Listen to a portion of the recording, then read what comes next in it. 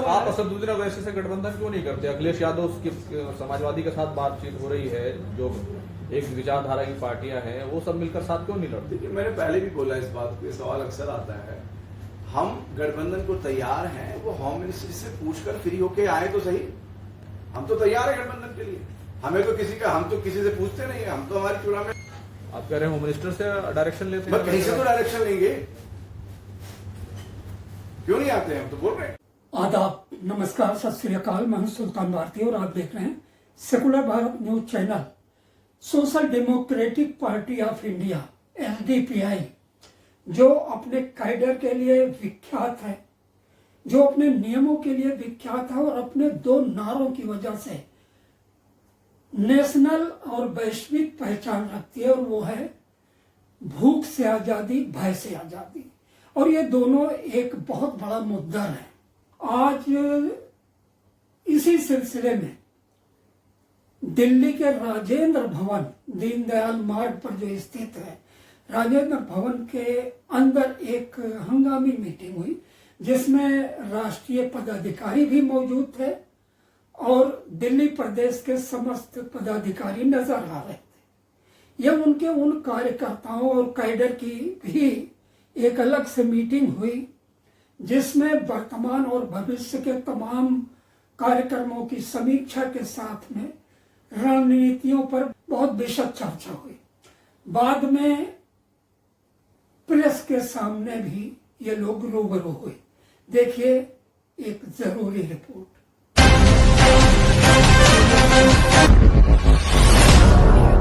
हमारे पार्टी के vice president Mohammad Shafi साहब, पार्टी के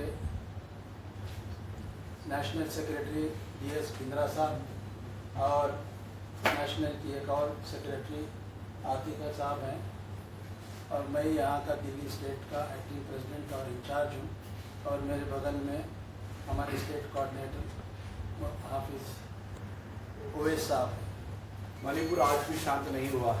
हमारे देश को जिस तरीके से अमानवीयता पर लाकर खड़ा कर दिया है इस फांसीवाद के रिजीम ने, जिस तरीके से जो ये मोदी गवर्नमेंट, क्योंकि सारा श्रेय अपने मोदी जी ही लेते हैं, इस देश को एक तरह से पूरी तरह अराजकता में झोंक दिया है। ऐसा एक इंटॉलरेंस का माहौल बनाया है इंडिया के अंदर, और खास तौर पर जिस तरह से एक कम्युनिटी को लेकर जिनको दिखाया गया कि मुस्लिम में इंटॉलरेंस होता है, तो आप देखें कि इंडिया के अंदर आज पूरे देश में अगर कोई टॉलरेंस या देश को अगर बचाने के लिए सबसे आगे बढ़ रहा है, जिनके मुद्दे बताए जाते हैं, जिनकी अलग अलग जो उनकी शरीयत होती है, या उनके जो मुसलमानों के अपने इश्यूज होते हैं, उनकी जो इबादत गाहें हैं, जो उनके अपने गरीब लोग हैं, उनकी जो बिल्डिंगों को बुलडॉज किया जाता है अगर वो प्रोटेस्ट पे।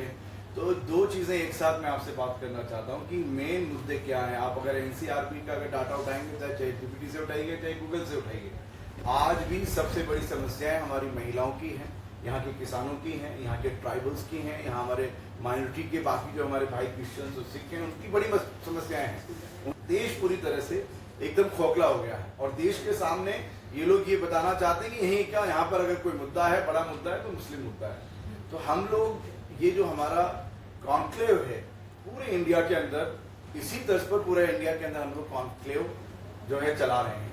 डायरेक्ट हम लोग नेशनल लीडरशिप वहाँ जा रही है, और हमारे जो जितने भी असेंबली के लीडर्स हैं, डिस्ट्रिक्ट लीडर्स हैं, स्टेट लीडर्स हैं, उनके साथ डायरेक्ट बात कर रहे हैं कि देखिए अभी जिस तरह से स्टूडेंट्स प्रोटेस्ट किए, उनका राइट है। अगर कुछ भी होगा, अगर कुछ गलत किया किसी ने, तो मेरा राइट है। प्राइम मिनिस्टर के खिलाफ भी मैं बात कर सकता हूँ कि आपने जो कहा था कि बेरोजगारों को हम लोग रोजगार देंगे, इतनी नौकरियां देंगे और इतना लोगों को पैसा देंगे, कहाँ गया? मैं सवाल करना मेरा राइट है, मेरा कॉन्स्टिट्यूशनल राइट है। आपको पार्लियामेंट के इलेक्शंस हो, आपको असेंबली के इलेक्शंस हो, आपको जितने भी कॉर्पोरेशन के इलेक्शंस हैं या पंचायत के इलेक्शन हैं, उन सब इलेक्शंस के अंदर मुस्तैदी के साथ लोगों की आवाज उठाकर वहां पहुंचना पड़ेगा। जब आप पंचायत में जाएंगे, जब आप असेंबली में जाएंगे, जब आप पार्लियामेंट में जाएंगे, तो लोगों की आवाज ईमानदारी के साथ उठा सकते हैं। तो आने वाले वक्त में देखेंगे कि आपको बहुत सारी जो कॉर्पोरेशन सीट्स हैं, पंचायत सीट्स हैं, असेंबली सीट्स हैं, और आने वाला जो पार्लियामेंट सीट है, उसके अंदर SDPI का अहम रोल, हम लोग एक अपोजिशन का रोल अदा करेंगे। यही कॉन्क्लेव का मकसद है। छात्रों का प्रोटेस्ट चल रहा है लगातार, और लाठीचार्ज हुई, उस प्रोटेस्ट में आपका रुख साफ नहीं हुआ क्योंकि सारे दल वहां पर पहुंचे लेकिन एसडीपीआई के दिखाई नहीं दिया? हमारा रुख साफ है। सबसे पहले हमारा प्रेस नोट हमने स्टूडेंट्स के मुद्दों के साथ हमेशा और बल्कि हमारा जो यंग डेमोक्रेट्स हमारा शोबा है वो भी उनके साथ खड़ा है। और इवन कि जिस दिन हम सोनम वांगचुक जी से मिलने का टाइम था उसी सुबह उनको उठाया गया है। इसलिए भूख से आज़ादी, भय से आज़ादी, आपका एक मोटो है पैटर्न। लेकिन चुनाव के बाद अभी देखा बंगाल में जैसे ही ममता पार्टी की सरकार गिरी, हारी, उसके बाद भगदड़ मच गई और ज़्यादातर उसमें फैक्टर काम कर रहे हैं, चाहे एमपीज गए हों या लेजिस्लेटिव असेंबली के जीते हुए मेंबर गए हों दूसरी पार्टी में। तो इसमें बहुत बड़ा फैक्टर भय का भी है। कैसे दूर करेंगे ये चीज़? भाई अपनी अपनी आवाज उठानी पड़ेगी, लोगों के साथ खड़ा होना पड़ेगा।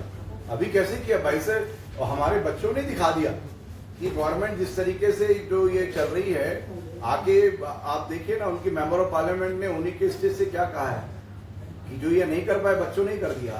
तो भय से आजादी के बारे में हम बात कर रहे हैं और उसी के लिए आवाज उठा रहे हैं। जो काम का तरीका है वो आपके सामने बोला है, इसी तरह से हम लोग जंतर मंतर पर जो प्रोटेस्ट किया गया उसमें सभी की मांग ये थी कि धर्मेंद्र प्रधान को हटाया जाए। हटाने के बाद आपने कहा कि दूसरे को ले आए, दूसरे को तो ला नहीं था, सीट तो खाली नहीं रहेगी। किसी ने मांग ये करना जरूरी क्यों नहीं समझा कि धर्मेंद्र प्रधान को सजा दी जाए? ये तो वो बताएंगे, लेकिन हमने जो कहा इसके बारे में पहले तो इसमें हटाया जाएगा, उसमें पूरी जांच की जाएगी। हमारी मांग तो ये थी कि उसमें जितने भी लोग इन्वॉल्व थे एक निष्पक्ष जांच होनी चाहिए। लोगों को बेल क्यों मिल रही है, यही हमारा भी सवाल है। खौफ से आज़ादी, भूख से आज़ादी का मसला आता है। बिंद्रा साहब आपके बराबर बैठे हैं। जंतर मंतर पर एक मोहम्मद जुनैद नाम का व्यक्ति खाना बांट रहा था और उसको आतंकवादी बना दिया गया, सारे इल्जाम लगा दिए गए। कभी ये भी खाना बांट रहे थे और आप कह रहे हैं कि भूख से आज़ादी खत्म कीजिएगा, भूख से आज़ादी दीजिएगा। तो किस तरह ऐसे लोग खाना बांटेंगे, किस तरह से मजलूम होते रहेंगे लोग? देखिए, दो चीज़ें एक साथ आप बात कर रहे हैं। एक जो इशू हुआ, जो इंसिडेंट हुआ, जो प्रोटेस्ट हुआ, उसके अंदर खाना बांटना, पर एक हम लोग रेगुलर जो लोग यहाँ पे मल न्यूट्रिशन से कितने बच्चे मर रहे हैं, करोड़ बच्चे मर चुके हैं हमारे मल न्यूट्रिशन से। इसका एक दिन का ये खाना बांटना जरूरी है और बांटना भी चाहिए, उसमें हम भी साथ देंगे, उसमें हम भी आगे जाएंगे। लेकिन उसमें भूख से आज़ादी का एक प्रोटेस्ट के लिए भूख से आज़ादी नहीं है। हम कह रहे हैं मुकम्मल भूख से आज़ादी मिलना चाहिए। तो सर क्या आप मानते हैं कि भूख से आज़ादी बगैर पावर में आए नहीं दूर की जा सकती? नहीं, वो तो है, उसमें क्या चीज़ है। गवर्नमेंट से उसकी जो एंटी पॉलिसी है उस पर तो हम सवाल उठा रहे हैं, लेकिन हम जो कह रहे हैं उसको सही से एग्जीक्यूशन तो हम पावर में आए तो तभी होगा। आप असदुद्दीन ओवैसी से गठबंधन क्यों नहीं करते? अखिलेश यादव उसकी समाजवादी के साथ बातचीत हो रही है, जो एक विचारधारा की पार्टियां हैं, वो सब मिलकर साथ क्यों नहीं लड़ती? देखिए, मैंने पहले भी बोला इस बात को, ये सवाल अक्सर आता है। हम गठबंधन को तैयार हैं, वो होम मिनिस्ट्री से पूछकर फ्री होके आए तो सही। हम तो तैयार है गठबंधन के लिए। हम तो किसी से पूछते नहीं है, हम तो हमारे चुनाव में। आप कह रहे हैं होम मिनिस्टर से डायरेक्शन लेते हैं? कहीं से तो डायरेक्शन लेंगे, क्यों नहीं आते हैं? हम तो बोल रहे हैं हमें किसी के साथ अलायंस में जाने में दिक्कत नहीं। अगले साल 2 चुनाव हैं, यहाँ म्यूनिसिपल कॉर्पोरेशन के दिल्ली में और उत्तर प्रदेश में लेजिस्लेटिव असेंबली के। आपके पार्टी उतर रही है वहाँ? जी हाँ। पिछली बार, अब इसी सवाल से मैं पूछूं, पिछली बार नगर निगम के चुनाव में दिल्ली में आपने ऐलान भी किया, कुछ बंदों के नाम भी नॉमिनेट किए, लेकिन हुआ कुछ नहीं। चुनाव लड़े जो भी हम उस टाइम पे लड़ सकते थे। दूसरा, हम लोगों ने जो अभी फोकस किया, जो रोका गया काम, हमारा स्ट्रक्चर पर काम ज्यादा किया। देखिए, लोग ये समझना चाहिए ये बूथ लेवल की लड़ाई है। ऐसे ही एक हंगामी बात करते हैं तो हम लोग स्ट्रक्चर पर हमारा थोड़ा उस टाइम पे हमने मंथन किया, इस वजह से। लेकिन नेक्स्ट आपको ये सब नहीं मिलेगा, हर इलेक्शन में आपको पॉजिटिव मिलेगा। अभी दिल्ली के बारे में आपको मेरे पास पूरा बताएंगे भी सही। अभी प्रभारी जो है हमारे, इवन कि हमने हमारे प्रभारी, क्योंकि दिल्ली सबकी है, पूरे इंडिया के तमाम स्टेट्स यहाँ रहते हैं, इसलिए इनको एक्टिंग परसेंट भी बनाया है डॉक्टर नवाज शरीफ साहब को दिल्ली का।